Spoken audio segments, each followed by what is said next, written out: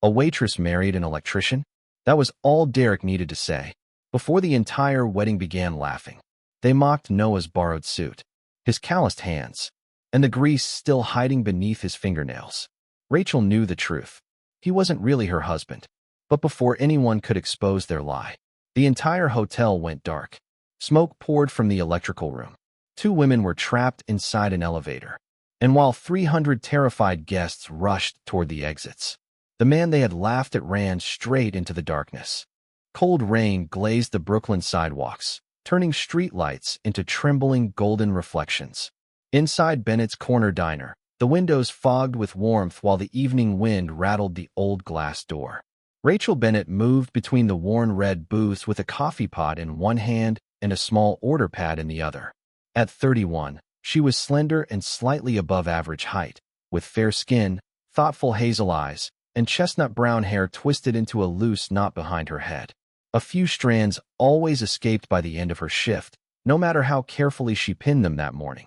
Her face possessed a quiet, natural beauty, but exhaustion had settled beneath her eyes during the past 2 years.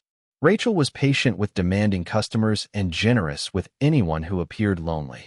Yet when kindness was offered to her, she often became uncomfortable, as though life had taught her that every gift eventually arrived with a price. The diner barely covered her rent and bills, but it gave her something she desperately needed: routine. Every morning, she buttoned the same pale blue uniform, tied on a white apron, and became the dependable woman who remembered everyone's favorite meals. No one watching her refill coffee would have guessed that she once planned a wedding of her own. Derek Whitmore had ended those plans 2 years earlier.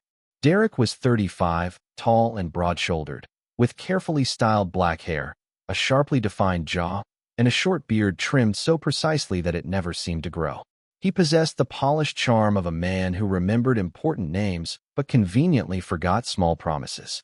Raised by a father who measured success in money and social connections, Derek had learned to treat life like a staircase. Everyone was either helping him climb or standing in his way. Rachel had spent 4 years believing she was building a future with him. Then Derek met Lauren Prescott at a hotel charity event. Lauren, 32, was an elegant woman with long blonde hair, lightly tanned skin, and cool gray eyes. She carried herself with the confidence of someone raised among private clubs and luxury hotels. As the only daughter of a wealthy hotel developer, she had never needed to wonder whether one missed paycheck would cost her an apartment. Lauren had not stolen Derek. Rachel understood that now. Derek had simply chosen the life Lauren represented. Unfortunately, Rachel would see them both that Saturday. Her closest friend, Melissa Grant, was getting married at the Prescott Grand Hotel, and Derek's family had known Melissa's fiancé for years. Melissa was a petite, energetic woman with curly auburn hair and a habit of speaking before doubt could catch her. She had stayed beside Rachel through the broken engagement, bringing groceries when Rachel stopped eating and sleeping on her couch when the apartment became too quiet. Rachel would never punish Melissa by missing her wedding, but attending meant entering a ballroom filled with people who remembered her as the woman Derek had abandoned. Rachel was staring at the invitation beside the cash register when the bell above the door rang. Noah Sullivan stepped inside, carrying the smell of rain and cold air with him. The 33-year-old electrician stood a little over 6 feet tall, with a strong frame shaped by years of ladders, toolboxes, and narrow crawl spaces. His dark brown hair was damp and untidy, and a day's worth of stubble softened the hard angles of his jaw. A thin scar crossed his left eyebrow, left by a falling metal conduit during his apprenticeship. His hands were large and calloused, but he handled everything, from fragile coffee cups to frightened customers during a power outage, with remarkable gentleness. Noah had once been talkative, but caring for his mother through her final illness had changed him. After losing her 3 years earlier, he became quieter and more observant. He rarely offered advice unless asked, yet he was always the first person to notice a loose step, a flickering light, or someone struggling alone. For almost a year, he had occupied the same corner booth twice a week. Rachel believed he came for black coffee and beef stew. Noah came because she remembered that he hated onions, and because her smile made the diner feel less empty. The usual? Rachel asked. Unless you've finally added lobster to the menu. We have tuna salad. That lobster has suffered enough. She laughed, but the sound faded quickly. Noah noticed the wedding invitation and the tension in her fingers as she tucked it beneath the counter. "What happened?" he asked. Rachel nearly gave him the practiced answer she gave everyone. "Nothing. I'm fine." But Noah's steady brown eyes held no curiosity and no pity. He simply waited. "My friend is getting married Saturday," she said. "That usually isn't bad news. Derek will be there. With Lauren." Recognition passed across Noah's face. Rachel had mentioned her former fiancé only once, but Noah remembered. He always remembered.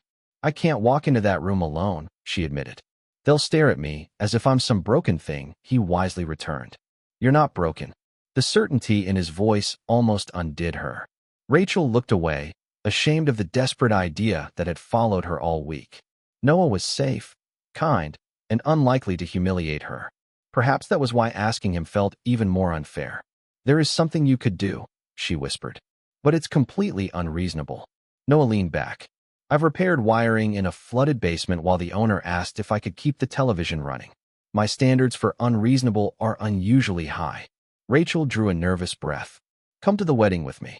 His expression changed, though only slightly. "As my husband," she finished. Silence settled between them. Rachel's heartbeat seemed loud enough to shake the silverware. Horrified by her own request, she began apologizing, but Noah gently raised one calloused hand. "Before I agree," he said solemnly, "I need to know one thing." Rachel swallowed. "What?" A faint smile appeared beneath his stubble. "Does the fake husband get to dance with his wife?" For the first time all week, Rachel laughed without forcing it. "Yes," she said. "I suppose he does." "Then I'm in." Rachel felt the fear inside her loosen. She did not know Noah had loved her quietly for almost a year. She only knew she would not have to enter that ballroom alone. Neither of them understood that the lie had already begun leading them toward the truth. Saturday evening arrived beneath a clear winter sky, and the Prescott Grand Hotel glowed above the Brooklyn waterfront like a palace made of glass. Rachel stood outside her apartment building, smoothing the dark green fabric of her dress for the 5th time, when Noah pulled up in his aging gray pickup truck. The vehicle looked almost comically humble beneath the hotel's distant golden lights, but Rachel smiled when Noah stepped out. He wore a charcoal suit borrowed from one of his coworkers. The jacket fit his broad shoulders but pulled slightly whenever he moved his arms, while the polished black shoes clearly caused him more pain than any electrical shock he would willingly admit. His dark hair had been carefully combed, and the stubble along his angular jaw had been trimmed. Yet no expensive clothing could disguise the calluses across his hands or the pale scars left by years of working with wire, steel, and concrete. "You clean up surprisingly well," Rachel said. Noah looked down at himself. "The suit and I have agreed not to make any sudden movements." His humor loosened the knot in her stomach. During the drive, they reviewed their invented history. They had supposedly married 6 months earlier after a quiet courthouse ceremony. Noah worked as an electrician, and Rachel had kept her surname because changing documents seemed unnecessary. The story sounded believable inside the truck. It felt dangerously fragile once they entered the hotel. Crystal chandeliers hung above a marble lobby crowded with guests in tailored suits and jeweled dresses. Rachel immediately became conscious of everything she lacked: wealth, status, and the effortless confidence of people who had never needed to count grocery money. Her fingers tightened around Noah's arm. He covered her hand with his. "Breathe." "I am breathing." "You're attempting it."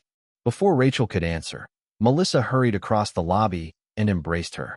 The bride's auburn curls were arranged beneath a delicate veil, and relief brightened her face when she saw Rachel had come. Melissa knew the marriage was invented, but her greeting gave nothing away. She welcomed Noah warmly, thanked him for bringing Rachel, and was quickly called back by the wedding coordinator. Rachel and Noah had barely reached the ballroom when Derek noticed them. He wore a perfectly fitted midnight blue tuxedo that emphasized his height and athletic build. Lauren stood beside him in a silver gown, her long blonde hair falling in smooth waves over one shoulder. She greeted Rachel politely, although her cool gray eyes lingered on Noah with open curiosity. Derek's smile tightened. "Rachel, you didn't mention you were bringing someone." "My husband, Noah Sullivan," she replied. For one terrible second, the word husband nearly caught in her throat. Noah slipped an arm gently around her waist, steadying her without making the gesture look rehearsed. Derek studied Noah's suit, then his hands. When exactly did this happen? 6 months ago, Noah answered. We kept it small. And what do you do, Noah? I'm an electrician. Derek gave a short laugh and glanced toward 2 nearby guests, inviting them to share the joke. So Rachel married the man who repairs the restaurant lights? Rachel's cheeks burned. She opened her mouth, but Noah squeezed her hand once. I repair many things, Noah said calmly. Hospitals, apartment buildings, schools, restaurants. I make a living bringing light into places that would otherwise stay dark. The laughter around Derek died before it could grow. Noah's voice carried no anger or embarrassment, only the quiet certainty of a man who had never needed another person's approval to respect his own work. Derek's expression hardened, but Lauren touched his sleeve and suggested they find their seats. As they walked away, Rachel released a breath she had not realized she was holding. You didn't have to defend me, Noah said. I wanted to. I know. He pulled out her chair. But tonight, you don't have to fight every battle alone. During dinner, Noah remembered that Rachel was allergic to walnuts and quietly exchanged her salad when he noticed them beneath the pears. He asked the server to leave onions off her plate, brought her water before she requested it, and moved his chair closer whenever Derek's laughter carried across the room. None of the gestures were dramatic enough to attract attention. That made them feel more real. Derek had once bought Rachel expensive flowers after forgetting her birthday. Noah noticed when she needed to breathe. When the music began, he stood and offered his calloused hand. I believe our agreement included a dance. Rachel allowed him to lead her onto the floor. His hand settled respectfully at her waist while hers rested on his shoulder. She expected herself to feel embarrassed beneath the chandeliers and curious eyes. Instead, the room seemed to recede. Still nervous? Noah asked. Not when I'm looking at you. The answer escaped before Rachel could stop it. Noah's steps faltered for half a second, then steadied. Neither of them laughed. Rachel had entered the hotel believing Noah was a shield she could borrow for one night. As they moved slowly beneath the golden light, she realized the greater danger was not that someone might expose their lie. It was that she had never felt this safe inside the truth. The ceremony had ended, but Melissa and her new husband had not yet made their formal entrance into the reception ballroom. The earlier music had been provided for waiting guests, and Rachel and Noah had returned to their table when the chandeliers flickered once, twice, and then turned painfully bright. A violent crack sounded beneath the ballroom floor. The lights vanished. Music died in the middle of a note, leaving 300 guests inside absolute darkness. A few people screamed as glass struck the floor. Seconds later, dim emergency lights appeared along one wall, but most of the exit signs remained black. The sharp odor of burned plastic drifted through the air. Noah immediately recognized it. Something failed in the electrical room. Gray smoke began curling through the service corridor. Guests surged toward the main doors, colliding with tables and one another. Rachel felt Noah's hand leave hers. Stay near the wall and help people reach the marked exit, he said. Don't use the elevators. Noah, I know what I'm doing.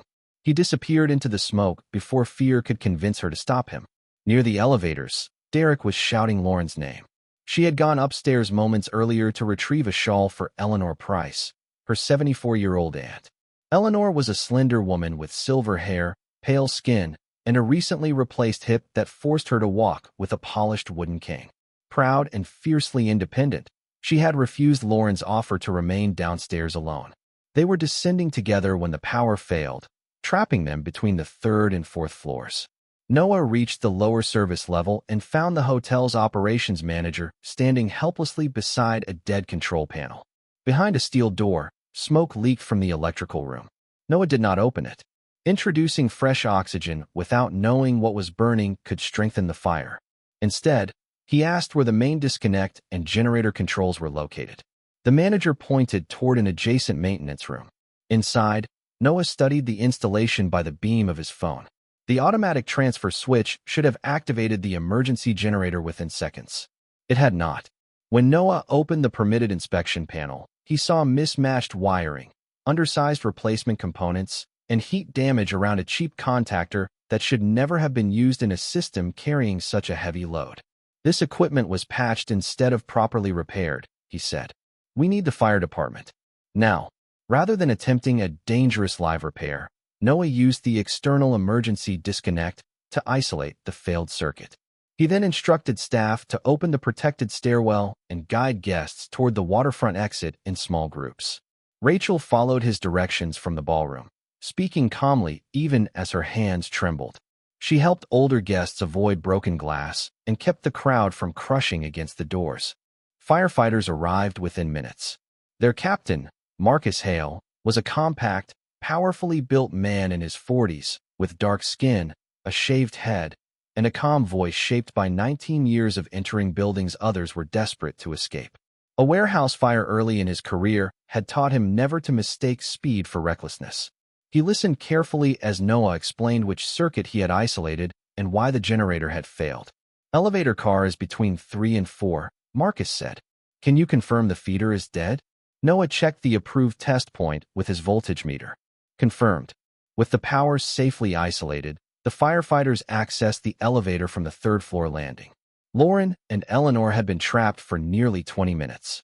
Smoke had not entered the shaft, but the darkness and heat had left Eleanor struggling to breathe. Noah helped operate the manual lowering mechanism under Captain Hale's direction until the car aligned with the floor. When the doors opened, Lauren was supporting her aunt with one arm while holding a phone light with the other. Her perfect hair had fallen loose, and fear had stripped away her usual composure. Firefighters carried Eleanor into the hallway, then helped Lauren climb out. Derek pushed through the gathering crowd and embraced her. Rachel arrived moments later and found Noah kneeling beside his tools, soot darkening one side of his borrowed suit. A shallow cut marked his knuckle, but he appeared more concerned with whether the emergency stairwell remained clear. Derek approached him, shaken and uncharacteristically humble. You saved Lauren. I don't know how to thank you. Noah rose slowly. He looked first at Lauren, then at Eleanor as paramedics placed an oxygen mask over her face. I didn't do it for you, he said. I did it because no one deserves to be left in the dark. Rachel watched Derek fall silent. Hours earlier, he had laughed at Noah's scarred hands. Now those same hands had helped lead his guests to safety and bring Lauren back from a dark elevator. Noah turned toward Rachel. His expression softened only when he saw her. She crossed the hallway and took his hand, no longer caring who believed their marriage was real. In that moment, it felt real to her. The fire was contained before it reached the ballroom, but the reception could not continue. Guests gathered beneath temporary floodlights in the hotel's waterfront courtyard while firefighters ventilated the building. Some wrapped themselves in silver emergency blankets. Others whispered about the electrician in the borrowed suit, whose warnings had prevented the panic from becoming a tragedy. Noah stood away from the attention, his jacket stained with soot and one knuckle bandaged by a paramedic. Rachel remained beside him, still holding his hand. Melissa approached with tears in her eyes and embraced them both. Relief briefly overcame caution. Believing no one else could hear, she whispered to Rachel, "When you asked Noah to pretend to be your husband, I never imagined he would save half my wedding." Derek was standing behind a stone column. He stepped into view, humiliation burning beneath his carefully controlled expression. Learning the truth should have made the evening's events clearer. Instead, it gave him a weapon against the man whose courage had exposed his own helplessness. "You're not married?" he demanded. Nearby conversation stopped. Rachel released Noah's hand, as if she had been caught committing a crime. Derek raised his voice so the courtyard could hear. "Rachel brought a stranger here and lied to everyone. She hired a poor electrician to play her husband because she wanted to make me jealous." "I wasn't hired," Noah said quietly. Derek ignored him. "Was this supposed to prove I made a mistake? Did you think a borrowed suit and a fake ring would make us believe you had moved on?" Rachel's face burned beneath the curious eyes surrounding her. For years, whenever Derek became cruel, she had survived by making herself smaller. Noah recognized that old instinct in the way her shoulders folded inward. He stepped back, believing his absence might spare her further humiliation. "I'll go," he murmured. He had taken only one step when Rachel caught his calloused hand. "No." The word was soft, but it stopped him. Rachel moved beside Noah and faced Derek. Her heart pounded so violently that she could barely breathe, yet she refused to lower her eyes. "The marriage is fake," she admitted. "I asked Noah to come because I was afraid of walking into this room alone." A few guests exchanged startled looks. Rachel tightened her fingers around Noah's. But this man stood beside me when he had nothing to gain. Tonight, when the people in expensive suits were running from danger, he ran toward it. The marriage may be fake, but the man who stayed beside me is real. Derek's expression hardened, but no one laughed with him. Even Lauren turned away from him. The following morning, Noah returned to the hotel at the request of Dana Ruiz, the city fire investigator assigned to the incident. Dana was a lean 46-year-old woman with olive skin, short black hair threaded with gray, and alert dark eyes that missed little. A warehouse collapse early in her career had killed a firefighter she respected, leaving her fiercely intolerant of falsified safety records. Dana asked Noah to identify what he had observed before the firefighters entered the electrical area. While comparing his statement with copies of the hotel's maintenance logs, Noah noticed that several listed components did not match the equipment installed in the transfer cabinet. The records claimed that an approved industrial contactor had been fitted 3 months earlier. Noah had seen a cheaper component with a different rating and manufacturer. These signatures say the proper part was installed, he told Dana. It wasn't. Dana's search later uncovered altered invoices and 2 versions of the same repair order. One authorized code-compliant equipment. The other directed the contractor to use cheaper replacements. That evening, Noah was summoned to meet Charles Prescott, Lauren's 63-year-old father and the hotel's principal owner. Charles was tall and silver-haired, with pale blue eyes and a carefully maintained beard. Years of rescuing struggling properties had made him decisive, but wealth had gradually taught him to treat every crisis as something money could silence. Charles placed an envelope on the desk. Inside was a check large enough to equal more than a year of Noah's wages. "You misunderstood what you saw," Charles said. "Sign a corrected statement, and this becomes a consulting payment." Noah looked at the check, remembering unpaid hospital bills after his mother's death, and every month he had worried about rent. The money could have changed his life, but accepting it might end someone else's. He pushed the envelope back. "You didn't offer this because I was mistaken. You offered it because I was right." Noah left the office and delivered photographs of the panel, his written observations, and the attempted payment to Dana. As he stepped into the cold evening, he understood the Prescott family could afford attorneys powerful enough to make the coming investigation painful. For the first time that night, he felt afraid. He kept walking anyway.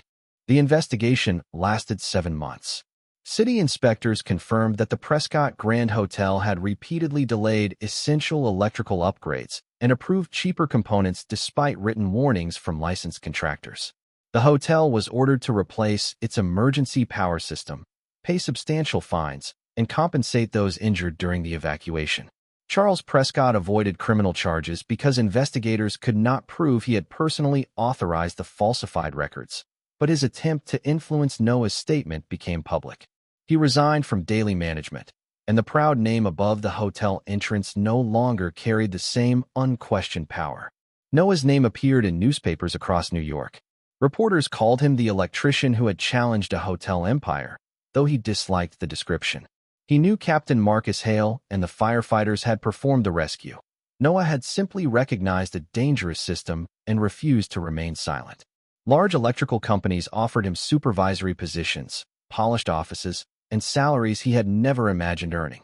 Noah declined them. Instead, he used his savings to establish Sullivan Neighborhood Electric with 2 former co-workers. The small team upgraded wiring in aging diners, bookstores, laundromats, and family-owned shops that could not afford the prices charged by major contractors. Noah offered payment plans and never allowed pride to prevent a struggling owner from asking for help.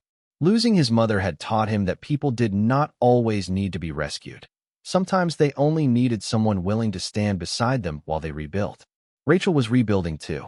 After the night at the hotel, she and Noah stopped hiding behind their invented marriage. They did not rush into romance simply because fear had made their feelings visible. They shared quiet dinners after work, argued honestly when something hurt, and learned how different real love felt when neither person had to perform for it. Rachel discovered that Noah became silent whenever he feared losing someone.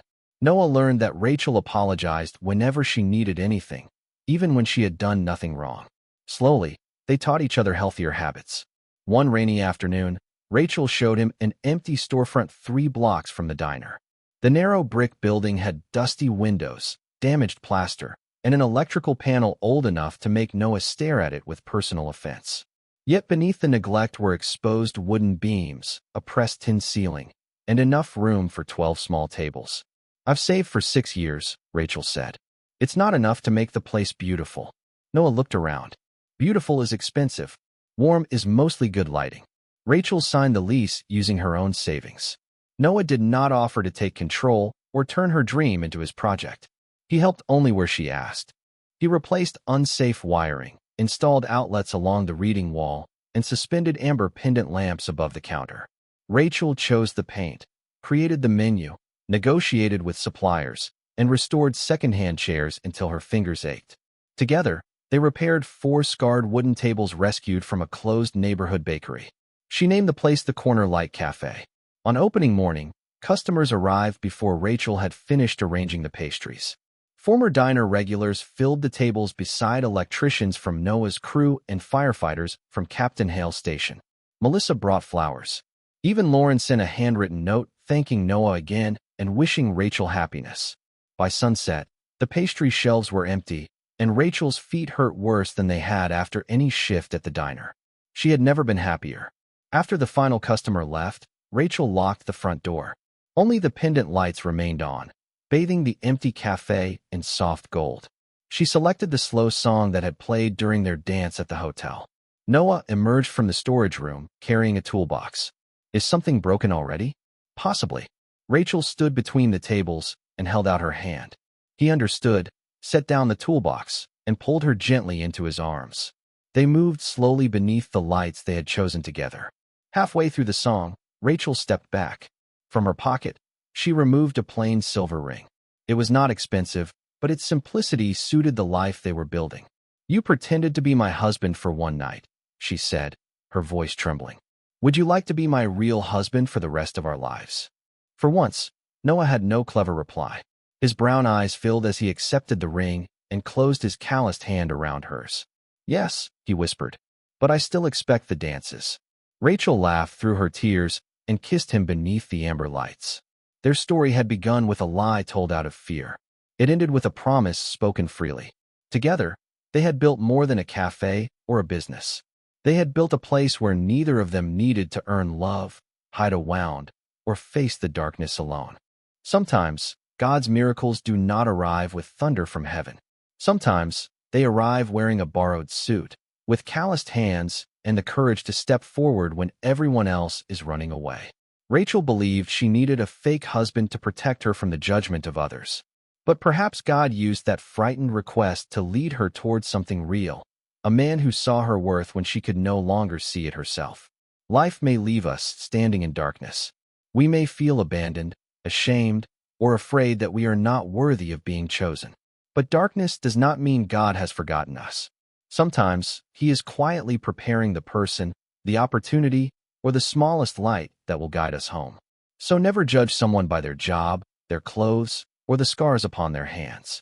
The person the world overlooks may be the very person God chooses to bring light into your darkest hour. If this story touched your heart, please share it with someone who needs hope today. Tell us in the comments, has God ever sent someone into your life at exactly the right moment? And if you believe stories of love, courage, and faith still matter, please subscribe to the channel and join us for the next one.